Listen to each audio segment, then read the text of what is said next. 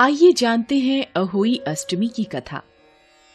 संतान की सुख समृद्धि की कामना का व्रत अहोई अष्टमी रखा जाता है।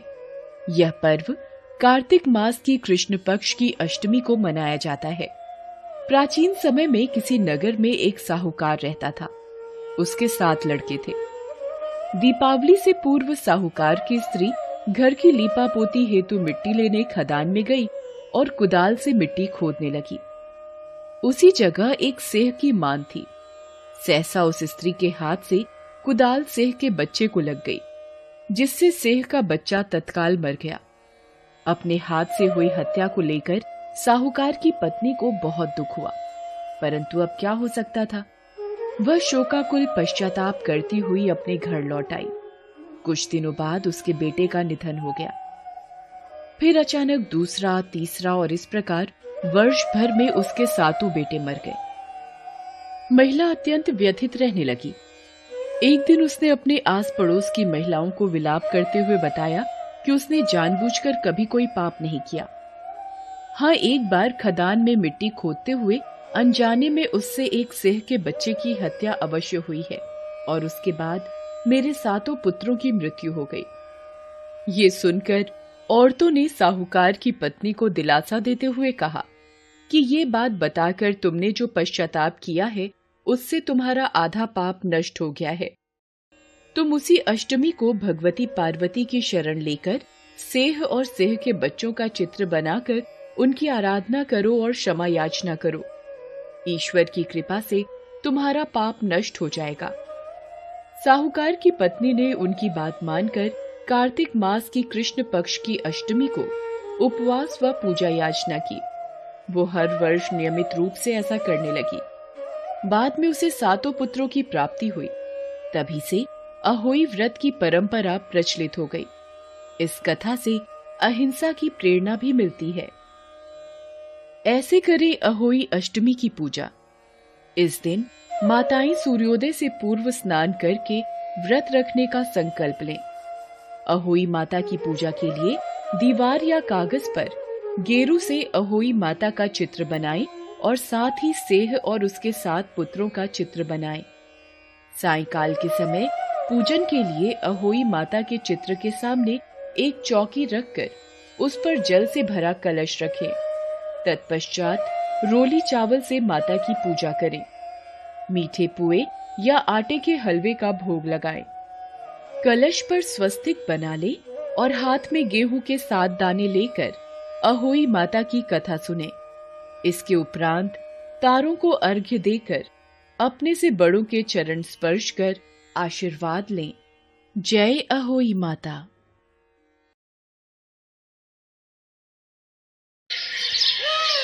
सुजाता टोकरा सिर पर रखकर फुटपाथ पर खिलौने बेचा करती थी और उसका पति महेश ईंट ढोने का काम करता था।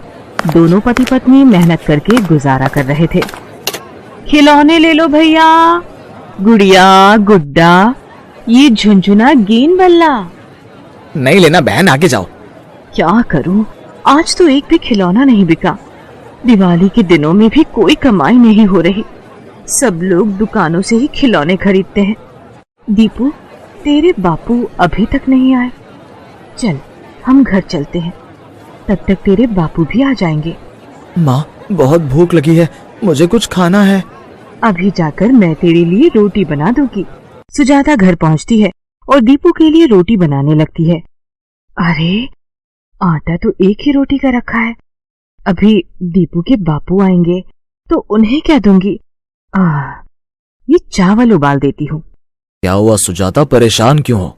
घर में चावल आटा खत्म हो रहा है। तुम्हारे पास कुछ पैसे हैं क्या? 60 रुपए हैं, रुक मैं थोड़ा थोड़ा सामान खरीद लाता हूँ। महेश 10-10 रुपए का सामान खरीद लाता है।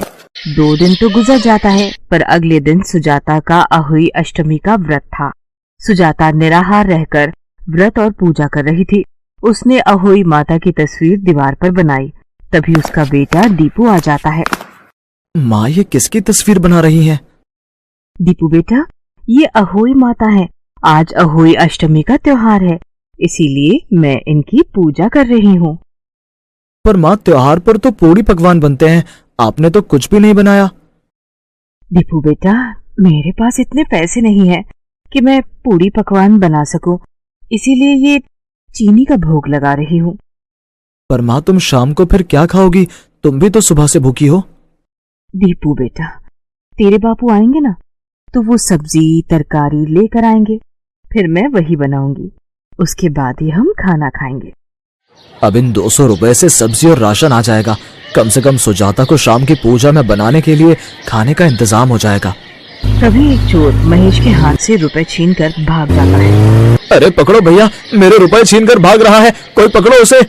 मोटरसाइकिल पर है, कोई नहीं पकड़ सकता, वो तो तुम्हारे रुपए ले गए। अब क्या करूं? शारदा तो मेरा इंतजार कर रही होगी। अगर मैं खाली हाथ घर लौटा तो वो बेचारी भूखी रह जाएगी। आज उसका होई आठे का व्रत है। सुजाता महेश का इंतजार कर रही थी। दीपू ये सब देख रहा था। माँ, आपने सुबह से कुछ भी नहीं खाया, ना ही पानी पिया। आपको भूख और प्यास नहीं लगी माँ? नहीं मेरे बच्चे, मैं तो अपने बेटे के लिए ये व्रत रख रही हूँ। पहले तुम्हें खिलाऊंगी, उसके बाद ही खाऊंगी। माँ, तुम मेरे लिए व्रत क्यों रख रही हो? क्योंकि अहोई अष्टमी का व्रत अपनी संतान के लिए ही रखा जाता है, और तुम तो मेरे राजा बेटे हो, इसीलिए मैं अहोई माता का व्रत रख रही हूँ, ताकि अहोई माता प्रसन्न होकर तुम्हें हमेशा हर मुश्किल और कठिनाई से बचाएं और हमेशा खुश रखें। माँ, क्या अहोई माता से कुछ भी मांगो वो पूरा करती हैं? हाँ बेटा, अहोई माता सारी मनोकामनाएं पूर्ण करती हैं। माँ ने सुबह से कुछ नहीं खाया, बापू भी अभी तक नहीं लौटे। माँ मेरे लिए व्रत रख रही हैं ताकि मैं खुश रहूं, फिर मुझे भी तो माँ के लिए कुछ करना चाहिए। अब मैं माँ के लिए कुछ खाने को लेकर ही लौटूंगा।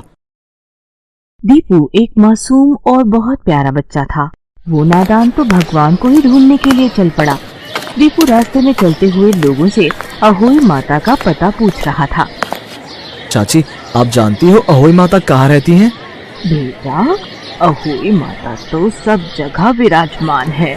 भगवान पूरे संसार में रहते हैं, उन्हें कहीं भी ढूंढ लो, वो तुम्हें हर जगह नजर आएंगी। दीपू सोच में पड़ जाता है। अगर अहोई माता सब जगह है तो वो मुझे दिखाई क्यों नहीं दे रही? मैं उन्हें आवाज लगाता हूँ, माँ भी तो मुझे आवाज लगाती है, तब मैं दौड़ता हुआ उनके पास आ जाता हूँ। दीपू अहोई माता को आवाज लगाता है। अहोई माता, अहोई माता, आप मुझे दिखाई नहीं दे रही हो। अहोई माता, अहोई माता। दीपू की करुण पुकार अहोई माता तक पहुँचती है। नारायण नारायण। माते, एक मासूम भक्त आपको करुण पुकार से बुला रहा है। अहोई माता, अहोई माता। आप उचित कह रहे हैं देवी श्री नारद, ये बालक मेरा स्मरण कर रहा है। माते, आप तो जगत जननी हैं, ममता की देवी हैं। आपका अहोई माता अवतार निसंतान को संतान देने वाला तथा जिनके संतान है उनकी रक्षा करने वाला है। इस बालक की माता ने भी आज आपके नाम का अहोई अष्टमी व्रत रखा है, पर उसने अभी तक अपना व्रत पूर्ण नहीं किया।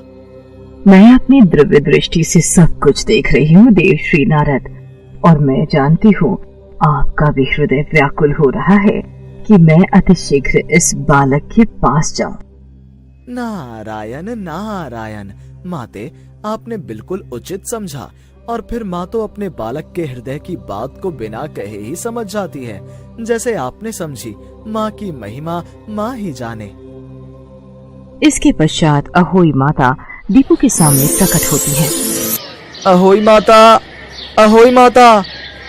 दीपू बेटा, देखो मैं आ गई हूँ, बताओ तुमने मुझे क्यों बुलाया? आप तो बिल्कुल वैसे ही दिखती हो जैसे माँ ने दीवार पर बनाई थी। दीपू की मासूम बातें सुनकर अहोई माता मुस्कुराने लगती हैं।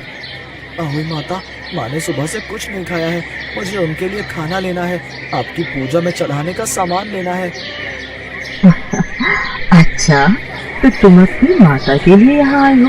ये देखकर मैं बहुत प्रसन्न हूँ। जो बच्चे अपने माता पिता का आदर करते हैं वो मुझे अति प्रिय है। अहोई माता के आशीर्वाद से दीपू के हाथ में एक कलश आ जाता है।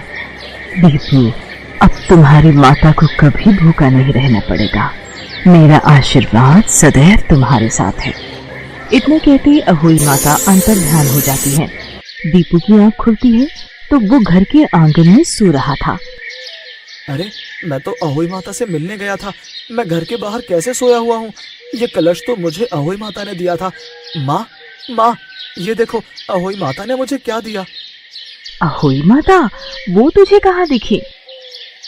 पता नहीं, मैं तो अहोई माता से आपके लिए खाने का सामान लेने गया था। मैंने उन्हें आवाज लगाई तो वो मेरे सामने आई और मुझे ये कलश दिया, पर उसके बाद मैं बाहर सोया हुआ था। ऐसा कैसे हो सकता है? सुजाता, अहोई माता सचमुच हमारे दीपू को दिखाई दी। उन्होंने इसे दर्शन दिए। सुजाता कलश का ढक्कन हटाकर देखती है। उसमें सोने के सिक्के भरे हुए थे। माँ, क्या सचमुच अब हमारे दुख दूर हो जाएंगे? हाँ मेरे बच्चे, माँ अहोई के आशीर्वाद से हमारे सारे दुख दूर हो गए। हे मैया, आपकी जय हो। जय अहोई माता, जय अहोई माता। सुजाता महेश और दीपू के साथ मिलकर अहोई अष्टमी की पूजा और आरती करके अहोई माता को प्रसाद भोग लगाकर अपना व्रत पूर्ण करती है। उस दिन से अहोई माता के आशीर्वाद से सुजाता के परिवार में खुशियां आ जाती हैं।